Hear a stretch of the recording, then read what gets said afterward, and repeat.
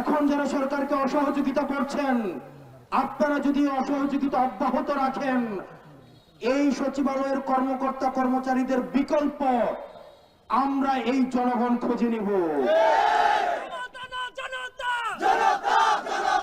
বিশ্ববিদ্যালয় পাশ করা হাজার হাজার অসংখ্য বেকার, দক্ষ বেকার রয়েছে, প্রয়োজনে তারা আপনাদের স্থলাভিষিক্ত হবে। সুতরাং আপনারা যদি মনে করেন এই পতিত হাসিনা শাহী আবার দেশে আসবে এবং আপনারা আবার তার শাসন এবং শোষণ নির্যাতনের রাজত্ব আবার কায়েম করবেন, তাহলে আপনারা ভুলের মধ্যে রয়েছেন।